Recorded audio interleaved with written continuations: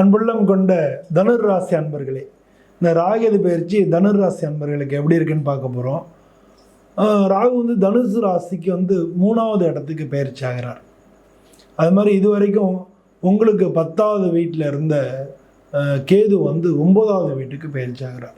So இந்த 3, 9 வந்து ராகு கேது உங்களுக்கு பயிற்சி ஆகுது. இந்த பயிற்சி எப்போ நடக்குதுன்னா 18/5/2025 5/12/2026 வரைக்கும் இந்த மாதிரி இருக்க போகிறது. பொதுவாக 3வது இடத்துலையும் 9வது இடத்துலையும் ராகு கேது வந்து நன்மையே செய்யும். உங்களுக்கு இது வரைக்கும் உங்களுடைய முயற்சிகள்லாம் ரொம்ப டல்லாக இருந்திருக்கும். நீங்கள் எடுக்க வேண்டிய முயற்சிகள் எல்லாத்துலேயுமே வந்து டல்லாக இருந்திருக்கும். ஏன்னா இது வரைக்கும் 3வது இடத்துல அந்த இடத்துல வந்து சனி பகவான் இருந்தார். சனி பகவானும் 3ஆம் இடத்துல நல்லா தான் பண்ணுவார். புதிய தொடர்புகள், உங்களை பற்றி வெளியில் வந்து நல்ல பேர், இந்த மாதிரிலாம் ஏற்படுத்தியிருப்பார்.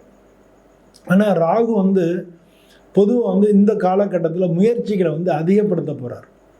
ராகு வந்து நல்ல தூண்டக்கூடிய ஒரு கிரகம். அது வந்து நம்ம முயற்சிகளை அதிகப்படுத்த போகிறார். இன்னும் நீங்கள் உங்களுடைய முயற்சிகள் வந்து இன்னும் கொஞ்சம் ஃபாஸ்ட்டாக இருக்க போகிறது. 9ன்றது புதிய புதிய தொடர்புகள் உங்களுக்கு கிடைக்க போகிறது. புதிய தொடர்புகள், பாக்யஸ்தானம்னு பேர். புதிய தொடர்புகள், இடம், நிலம், வீடு, வாகனங்கள், இதிலெல்லாம் முன்னேற்றங்கள், இதிலெல்லாம் இன்னும் நீங்கள் நிறையா இன்வெஸ்ட்மெண்ட் பண்ணுறது, அந்த மாதிரியான விஷயங்கள் எல்லாத்துக்கும் வந்து இது வாய்ப்பாக இருக்க போகிறது. ஒரு முக்கியமான விஷயம் வந்து 3ஆம் இடம் அப்படின்றது வந்து நமக்கு அக்ரிமெண்ட் சைனிங்கே ஆதான். முயற்சி மட்டும் கிடையாது, அக்ரிமெண்ட் சைன் ஏதாச்சும் நீங்கள் பண்ணுறதுக்கான வாய்ப்புகள் வரப்போகிறது. 3ஆம் இடம் அக்ரிமெண்ட் சைனிங்கையும் குறிக்கும்.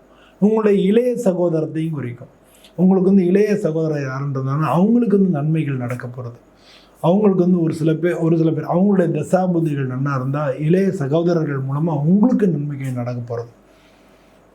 9ஆம் இடம்ன்றது பாக்யஸ்தானம் மட்டும் கிடையாது, தந்தையை குறிக்கக்கூடிய ஸ்தானமும் கூட. ஸோ தந்தையினால் உங்களுக்கு பலவிதமான ஒரு சில பேருக்கு பூர்வீக சொத்துக்கள் தான் இருந்தால் அது கிடைக்கிறதுக்கான வாய்ப்புகள் இருக்குது. ஒரு சில பேர் வந்து சின்ன வயசாக இருப்பீங்க, அப்பாவுடைய ஆதரவு உங்களுக்கு கிடைக்கும். அப்பாவுடைய ஆதரவுனால உங்களுக்கு வந்து கிடைக்கல, அப்பாவை சேர்ந்தவங்க மூலமாக அவங்க வேலை கிடைக்கிறது, வேலையில் முன்னேற்றங்கள் ஆகிறது, இதெல்லாமே தனுசு ராசிக்கு நடக்கும். அது மாதிரி பூர்வீக சொத்து இருந்தாலும் அதுவும் கிடைக்கும். இல்லை, ஆனால் அதே சமயத்தில் ஒரு முக்கியமான விஷயம் என்னென்னா, அப்பாவுடைய உடல்நிலையை நீங்கள் பார்த்துக்கணும். தனுசு ராசியினுடைய அப்பா, ஏன்னா 9ஆம் இடம்ன்றது வந்து விருச்சிக ராசிக்கு நான் சொல்லும்போது சொன்னேன், 4ஆம் இடம்ன்றது அம்மாவுடைய உடல்நிலை கவனிக்கணும்னு சொன்னேன். இப்போ தனுசு ராசிக்கு வந்து 9வது இடத்துக்கு கேது போகிறார். 9வது இடம் அப்பாவுடைய வீடு. அந்த வீட்டுக்கு வந்து கேது போகிறதுனால அப்பாவுடைய உடல்நிலையில் கோளாறுகள் வர்றதுக்கான வாய்ப்புகள் இருக்குது. அரசாங்க சம்பந்தப்பட்ட காரியங்களில் உங்களுக்கு ஒரு சில பிரச்சனைகள் வந்து நீங்கும் வரும். ஆனால் நீங்கள் சரி பண்ணிடலாம். சரி பண்ணி அது மாதிரியெல்லாம் நடக்க போகிறது. அதனால லாபங்கள் வரும். அந்த பிரச்சனைகள் வந்ததுனால உங்களுக்கு லாபங்களாக இருக்கும். அது முடியும் போது உங்கள் சைடெலாம் பாசிட்டிவாக முடியும். அது வந்து உங்களுக்கு லாபங்களாக இருக்கும். அப்பா சம்மந்தப்பட்ட விஷயங்களில் நீங்கள் கவனம் செலுத்தணும். உடல்நிலை, முக்கியமாக உடல்நிலை சம்மந்தப்பட்ட விஷயங்களில் கவனம் செலுத்தணும். உடம்பு முடியாட்டினா உடனே கொண்டு போய் காமிச்சு பார்த்துக்குங்க. உங்கள் அப்பாவோட உடல்நிலையில் கொஞ்சம் பிரச்சனைகள் வர்றதுக்கு வாய்ப்புகள் இருக்குது. கண்டமெல்லாம் நல்ல பிரச்சனைகள் வருது. உடல்நிலை கோளாறுகள், பெட் ரிட்டனாக இருக்கிறது, இல்லை ஹாஸ்பிட்டலில் அட்மிஷன் பண்ணுறது, அது மாதிரியெல்லாம் டீஹைட்ரேஷன் ஏற்படுறது, சிறுநீரக கோளாறுகள் வர்றது, இந்த மாதிரியான சுரப்பிகளில் பிரச்சனைகள் வர்றது, இந்த மாதிரியான பிரச்சனைகள் வர்றதுக்கான வாய்ப்புகள் நிறையா இருக்குது. குடும்ப பெண்களை எடுத்துக்கிட்டோம்னா குடும்ப பெண்களுக்கு இது நல்ல பொற்காலம்னு சொல்லலாம். உங்களுக்கு நீங்கள் இது வரைக்கும் எதிர்பார்த்துட்டு இருந்த பல விஷயங்கள் உங்களுக்கு நடக்க போகிறது. குடும்பத்தில் வந்து சுப காரியங்கள் நடக்க போகிறது. இந்த ராசியை சேர்ந்தவங்களுடைய வீட்டில் வந்து இந்த ராசியை சேர்ந்தவங்களுக்கெல்லாம் திருமண வாய்ப்புகள் ஏற்கனவே நீங்கள் தேடிட்டு இருந்தீங்கன்னா திருமணம் நடக்க போகிறது. இந்த ராசியை சேர்ந்தவங்க அத்தனை பேருக்கும் திருமண வாய்ப்பு வந்து கல்யாணம் ஆக போகிறது.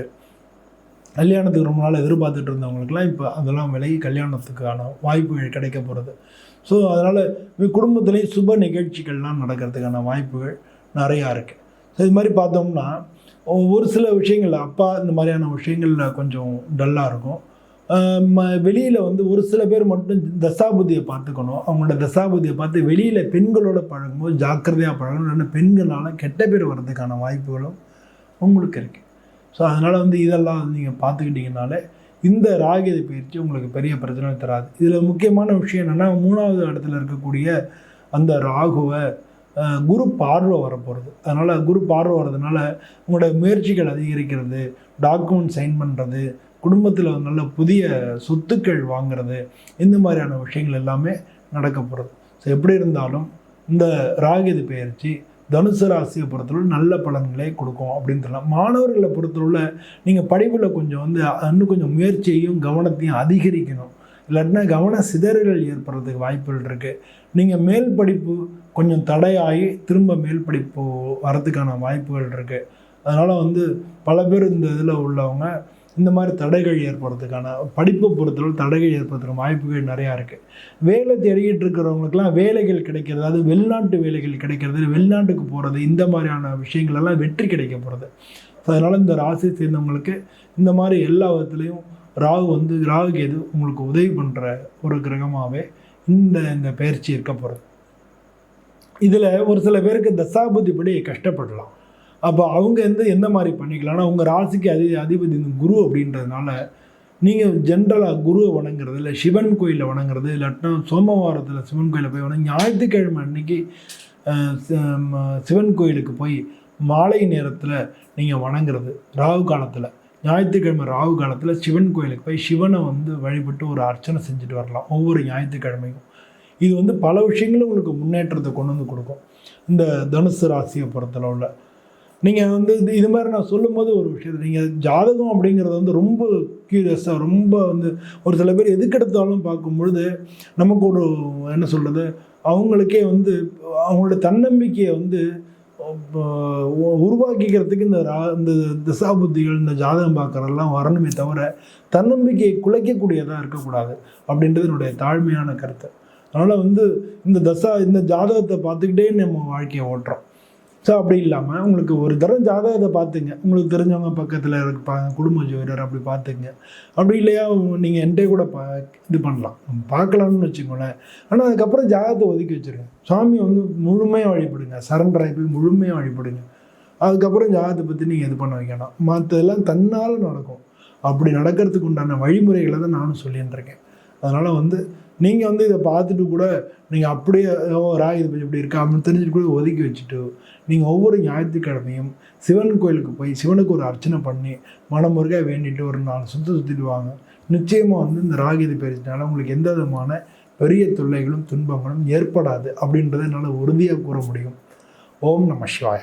எல்லோரும் நல்லபடியாக இருக்கணும்னு சொல்லி நான் பிரார்த்தனை பண்ணிட்டேன். உங்களிடம் விடைபெறுகிறேன். நன்றி, வணக்கம்.